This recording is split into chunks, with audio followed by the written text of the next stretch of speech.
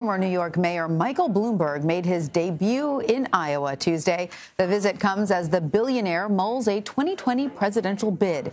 In a column for the Des Moines Register this week, Bloomberg highlighted the importance of climate change, adding the focus of his trip was to screen a new documentary tackling the issue where Iowans play a starring role.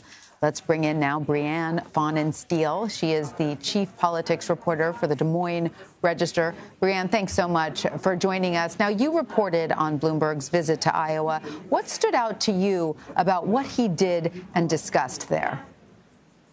What was really interesting about this visit is that he came in with a really clear vision for what he wanted to talk about, some really clear agenda items. This trip was almost entirely focused on renewable energy. He made some trips at companies that do they produce solar panels. He stopped at a community college that trains students to work on wind turbines. And then he also did some work. He met with a group, the Moms Demand Action for Gun Sense, a group which he has put a lot of money toward, to talk about gun control. So this was a very issue-focused trip for him. He talked about it as a listening tour as he's considering a run for president. And so really listening to Iowans and seeing if these issues that he cares about will resonate in the caucuses. And how do you think those issues, especially his focus around climate change, how do you see those issues resonating with Iowa voters? I think climate change in particular really resonates here, and it's one of those issues that is less divisive than it might be in some other parts of the country because Iowa has invested so heavily in wind energy. It's been a real boost for the Iowa economy. And so during the screening last night, we saw a lot of elected officials in Michael Bloomberg's film. So we saw an elected Democrat, Rob Hogue. We also saw Chuck Grassley, who's our senior Republican senator. So I think this is an issue that has the potential to bring some people in and to possibly unify. Yeah, has appeal across the aisle. Now, at a stop in Cedar Rapids Tuesday, Bloomberg mentioned the president. Let's take a listen to what he had to say. Not a close friend, but a pleasant guy. And every time I've been with him, he could not be more gracious. I did not think he is suitable for the job of being president. It's a temperament issue, and it's an inquisitiveness issue, and a willingness to look at data and look at facts. So how big a factor will the president play in motivating voters one way or another in the next cycle? I think he's going to play a huge role in these caucuses for the Democrats. One thing that I keep hearing repeatedly is that Democrats want to nominate somebody who can win against Donald Trump.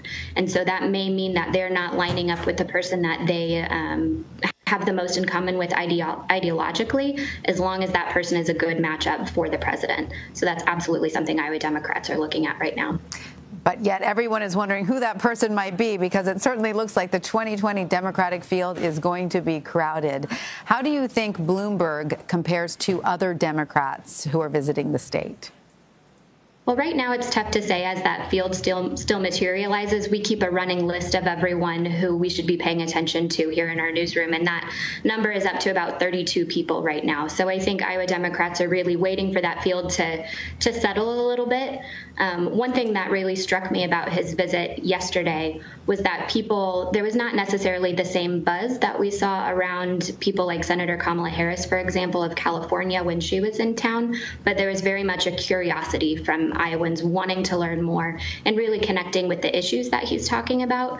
So I think Iowans are gonna wait and see what he's like as a person now that they know a little bit more about where he stands on these issues. And Brianne, in your opinion, then what will the defining issues be that the candidates should focus on to excite Iowa voters specifically?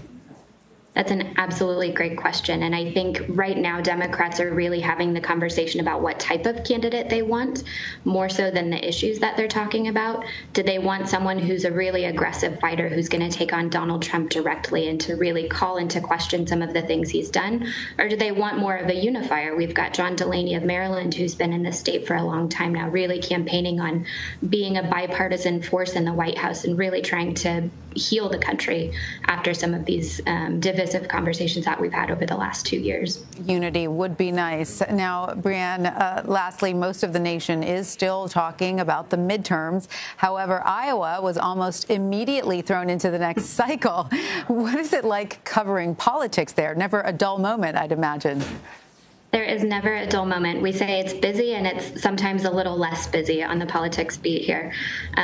Right after the midterms had ended, we already had our presidential folks coming into the state. So this is really in full force. We are kind of looking to the end of the year to see if there are going to be any big announcements, but really all of the work right now is behind the scenes. We're seeing these folks come in and have private meetings to try to figure out who they're going to be hiring, who they can tap as endorsements, as key players on the ground here in Iowa. So there's a lot happening behind the scenes in these last couple of months of the year. We'll definitely be watching with you. Brianne Pfannenstiel, thank you so much for your insight.